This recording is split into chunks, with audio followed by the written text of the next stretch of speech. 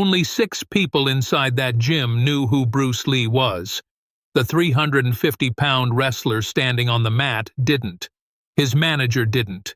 The television crew filming from the corner didn't. The 200 spectators packed into the bleachers didn't recognize the small Chinese man standing near the water fountain in a plain black t-shirt. That was about to change.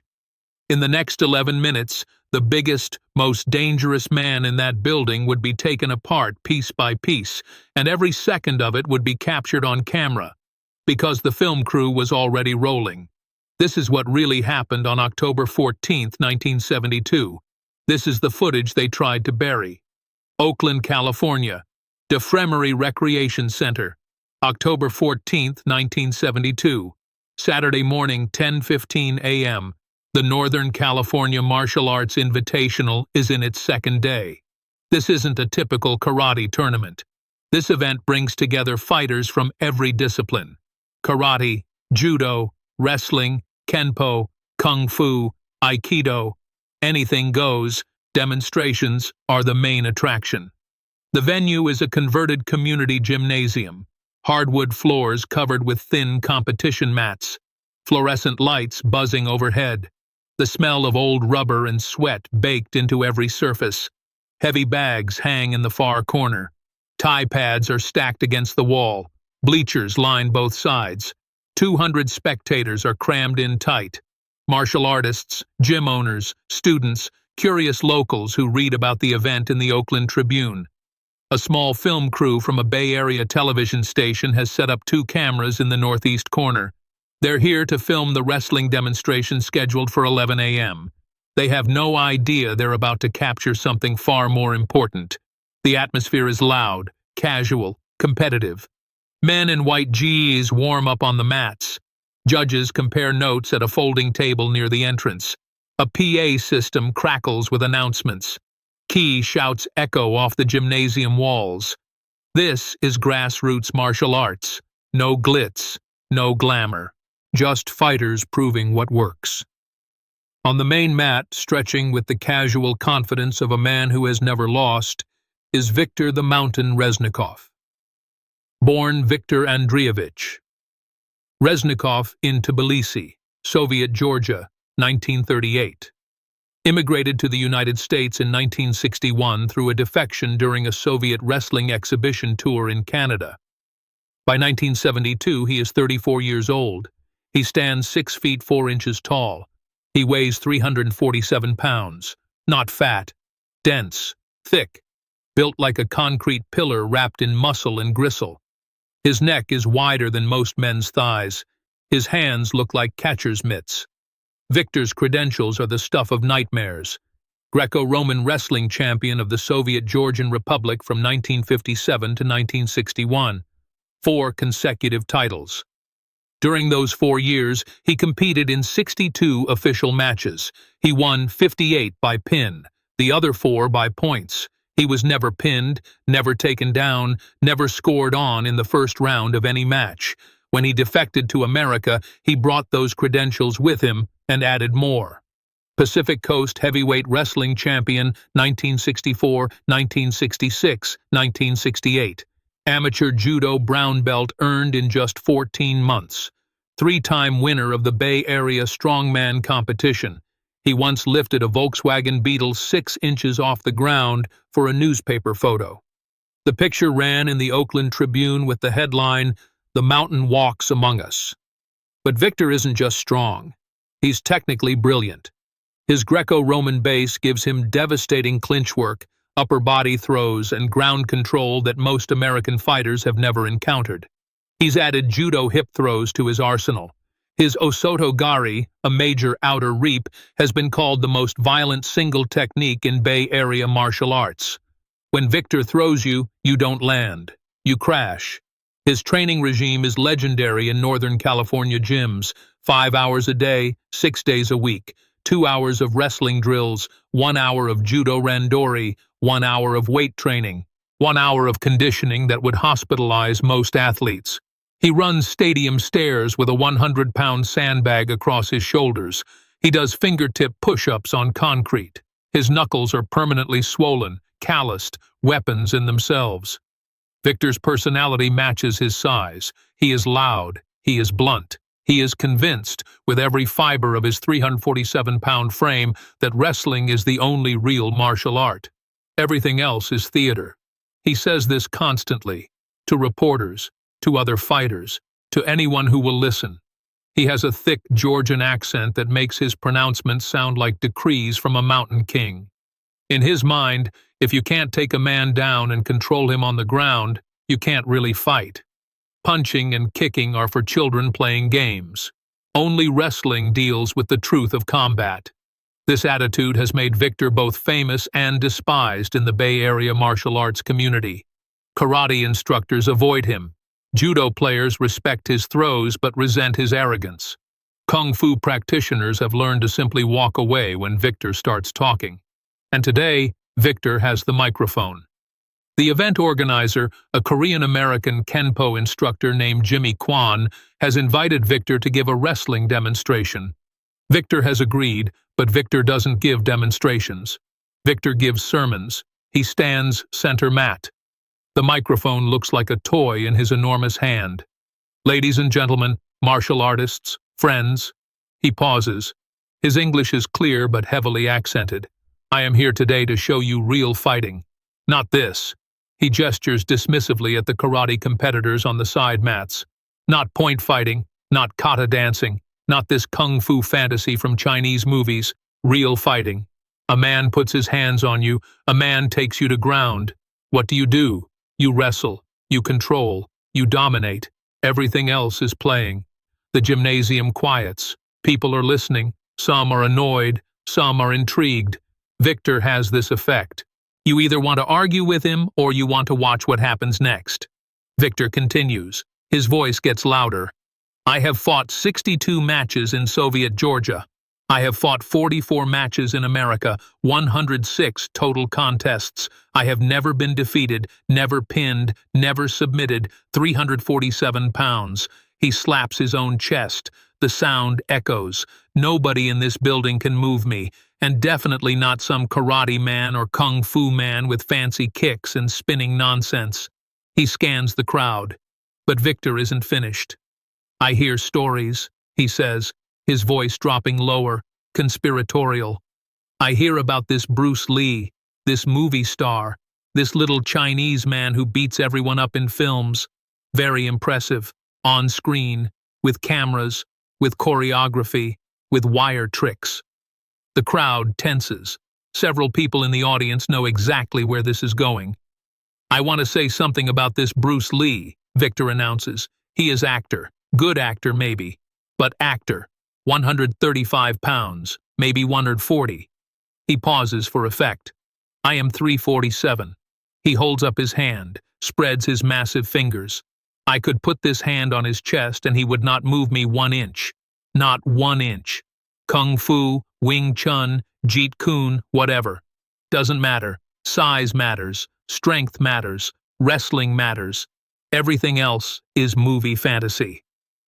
Near the water fountain, at the back of the gymnasium, a small man in a black t-shirt and dark slacks sets down his paper cup.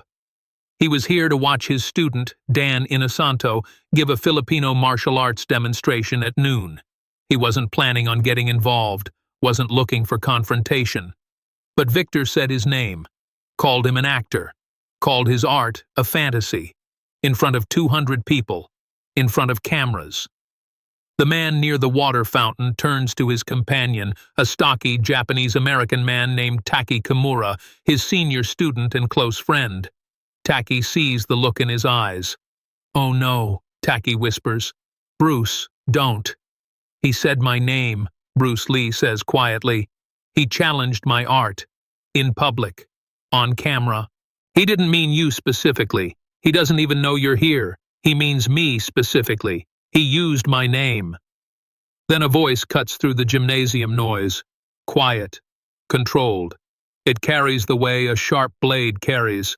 I'll accept your challenge. Victor stops mid-demonstration. The crowd turns toward the voice. The cameras, operated by a young cameraman named Dennis Tanaka, who will later describe this as the most important footage he ever shot, swivels toward the back of the gymnasium. Bruce Lee walks forward. He moves through the crowd like water through rocks. People move aside without being asked. Those who recognize him, and there are exactly 6 in this building, feel their heartbeat change. One of them is Dan Inosanto, Bruce's student and friend. He's the one who was supposed to demonstrate Filipino martial arts later. Now he's gripping the edge of the bleacher bench with both hands. He's seen Bruce fight before. He knows what's about to happen. He also knows that 347 pounds is 347 pounds. Bruce reaches the edge of the mat. He's wearing street clothes. No GE, no uniform, no belt, no gloves. Black t-shirt stretched across a lean, sculpted frame. Dark slacks, simple canvas shoes. He looks like a man who wandered in from the street to watch, not to fight. He looks like a spectator. He looks like someone Victor could break in half without trying. Victor stares down at him. The size difference is almost comical. Victor is 6'4". Bruce is 5'7". Victor weighs 347 pounds. Bruce weighs 141. That is a 206-pound difference, 9 inches of height. Victor's forearm is thicker than Bruce's thigh. His hand could wrap entirely around Bruce's bicep. "You," Victor says. "You are Bruce Lee?" "I am." Victor's face breaks into a wide smile. He turns to the crowd. "You see? The universe has a sense of humor. I mention his name and he appears. Like magic. Like movie magic." Some in the crowd laugh nervously. Most don't. Dan Inosanto, sitting in the front row of the bleachers, leans forward. His hands grip the edge of the wooden bench. He knows what's coming. Taki Kimura has followed Bruce to the mat edge. He whispers one more time, "You don't have to do this." Bruce doesn't look at him. His eyes are locked on Victor. "He didn't challenge me. He challenged my art. That I have to answer." Jimmy Kwan steps forward. "Gentlemen, if both parties agree to a friendly demonstration, light contact, I can allow it. This is not a sanctioned fight. Both men understand?" Victor waves his hand dismissively. "Light contact, heavy contact, whatever he wants. I just want to show everyone the truth about size and strength." He looks down at Bruce. "No offense, my friend. Just science, physics, big beats small. That's nature." Bruce steps onto the mat, removes his shoes, places them neatly at the edge. His feet are bare on the thin mat. He rolls his shoulders once, shakes out his hands, takes a position 8 feet from Victor. The visual is staggering. David and Goliath doesn't begin to cover it. This is a house cat facing a grizzly bear, a sports car parked next to a tank. Every person in that gymnasium, including the ones who know Bruce Lee, feels a knot of genuine concern. Victor could simply fall on this man, and it would be over. Victor settles into a wrestling crouch, massive frame lowered, arms forward, hands open, ready to grab, clinch, control. This is his world. 106 matches, never defeated. Bruce stands upright, relaxed, feet shoulder-width apart, hands at mid-level, open, alive. His bai jong, his fighting stance, looks almost casual to the untrained eye. To the trained eye, it is a coiled spring with no wasted tension. Weight perfectly centered. Victor outweighs him by 206 pounds, 9 inches taller, 14-inch reach advantage, 106 undefeated matches. Jimmy Kwan signals, "Begin when ready." He steps back. The cameras are rolling. Victor moves first. Wrestlers close distance. That's the entire game. Get close, grab, control. Victor shoots forward with a double leg entry. Arms extended, massive hands reaching for Bruce's hips, the technique that has driven 106 opponents into the mat. Bruce isn't there.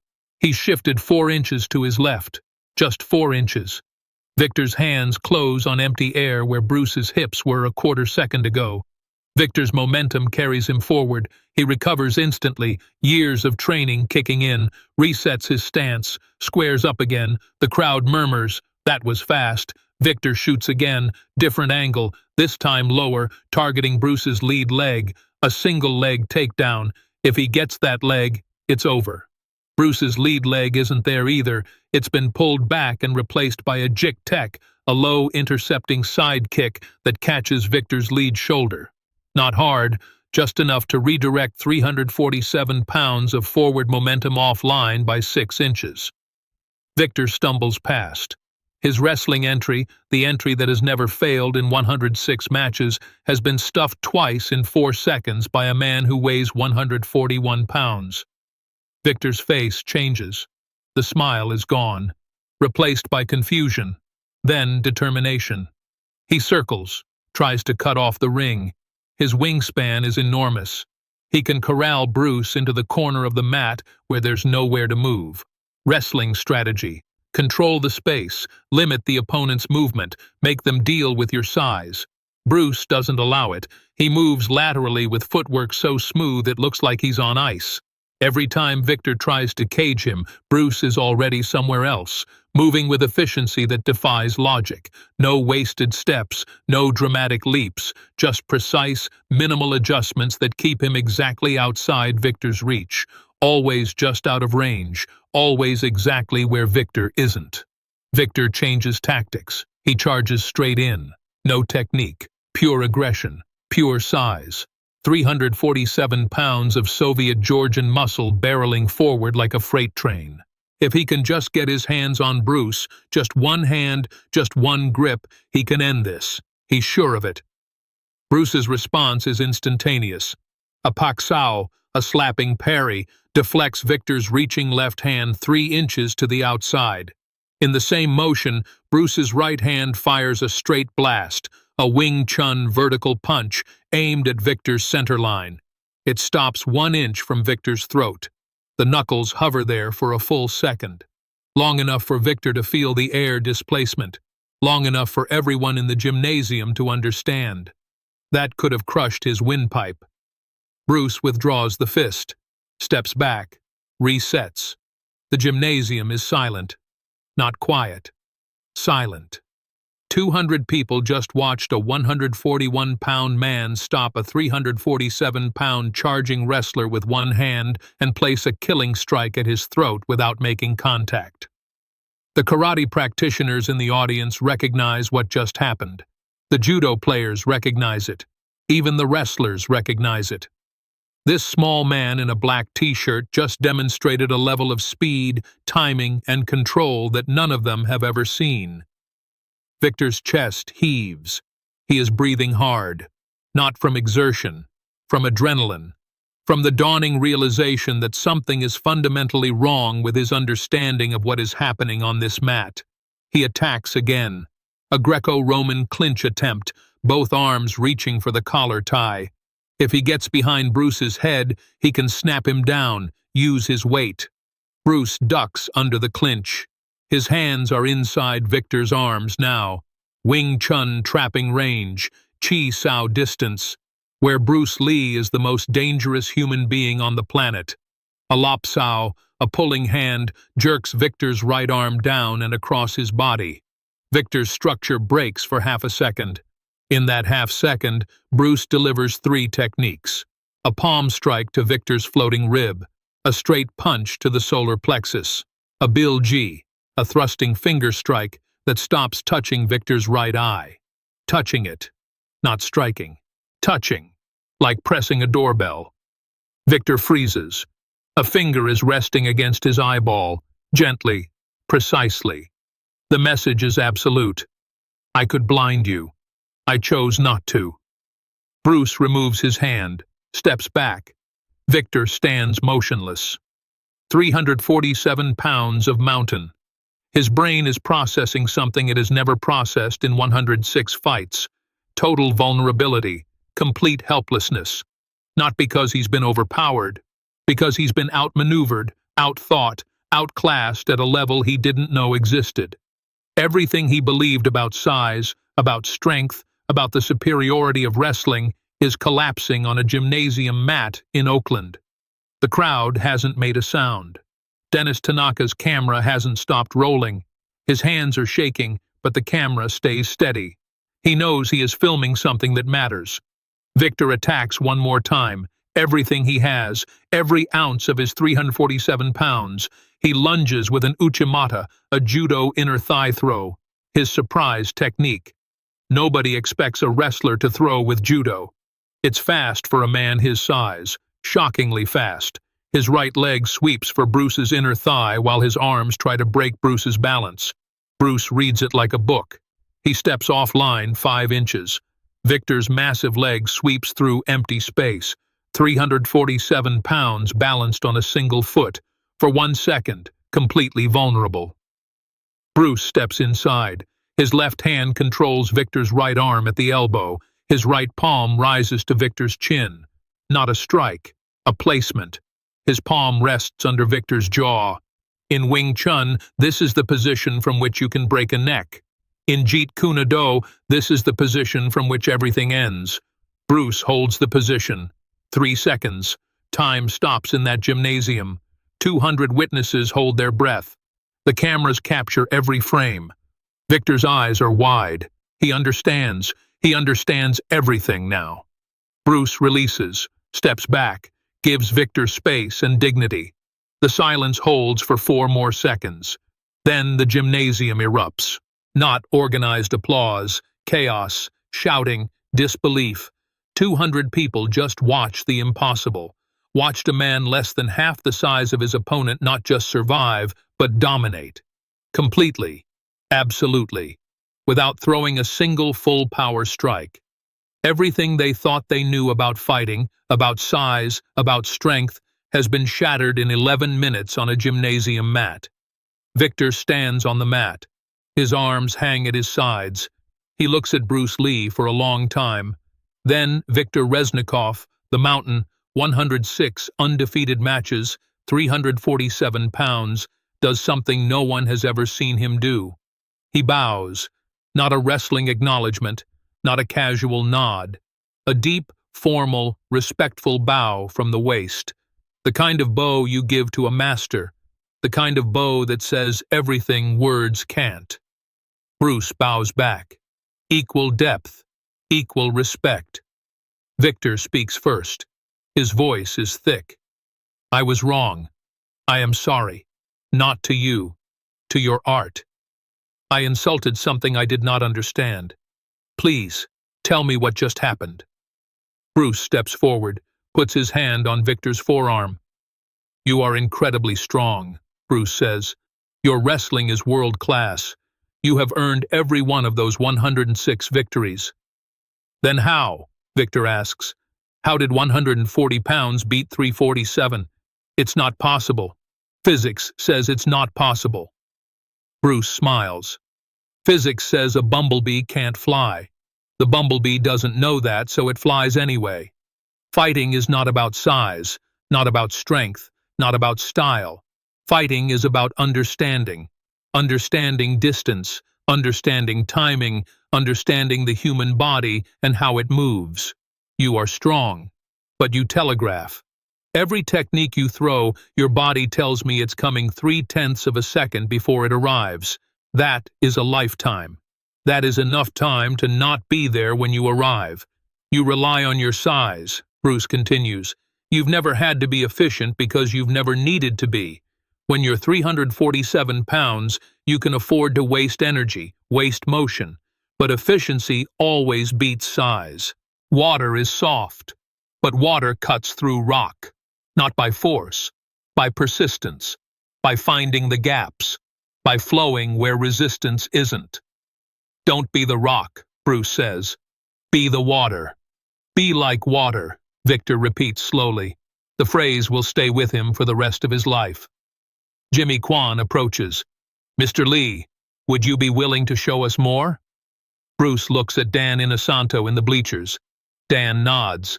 For the next 20 minutes, Bruce Lee gives an impromptu seminar to 200 stunned martial artists.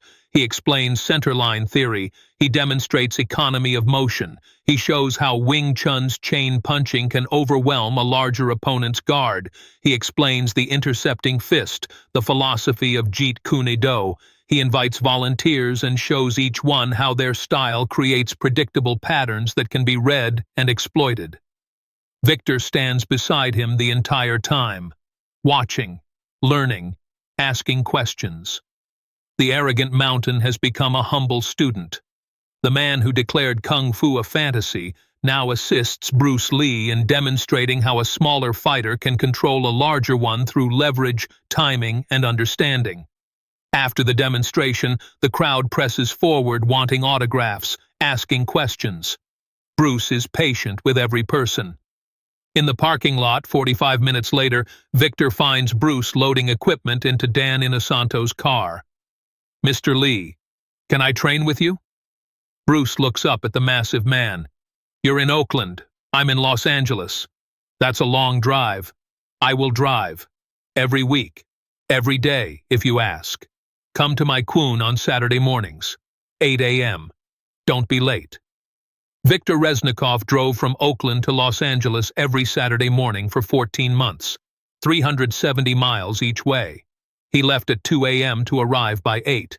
He never missed a session. He trained with Bruce Lee alongside actors, karate black belts, and street fighters. He learned Wing Chun trapping. He learned the philosophy of Jeet Kune Do. He incorporated it into his wrestling. He became, by all accounts, a completely different martial artist, a completely different man. The footage Dennis Tanaka shot that day was broadcast once on a local Bay Area sports program in November 1972. It was filed away and largely forgotten. Copies circulated in martial arts communities for years, grainy and degraded, passed from gym to gym like a secret. In 1998, a restored version surfaced. Martial arts historians confirmed its authenticity. 200 witnesses, 2 camera angles, every second accounted for. Viktor the Mountain Reznikov retired from competition in 1974 at age 36. His final record stood at 119 matches, 0 defeats, and 1 demonstration he never counted as a loss because he never considered it a fight. He considered it an education. He opened a gym in Oakland that taught a blend of Greco-Roman wrestling, judo, and Jeet Kune Do principles. Above the door, painted in Victor's own rough handwriting, were 3 words: "Be like water." He told every student who walked through that door about October 14, 1972. About the day a 141-pound man made a 347-pound mountain move. About the day the cameras caught what the world wasn't ready to believe. About the day he learned that strength without understanding is just weight, and that the deadliest fighter in any room is never the biggest. It's the one who sees what you're going to do before you do it. 6 people recognized him. 200 watched it happen. 2 cameras filmed it. 1 man, 206 pounds lighter, changed everything. October 14, 1972. DeFremery Recreation Center, Oakland, California. The day the mountain bowed. The day the cameras caught Bruce Lee doing what no one believed was possible. The day that proved it was never about size. It was always about the water.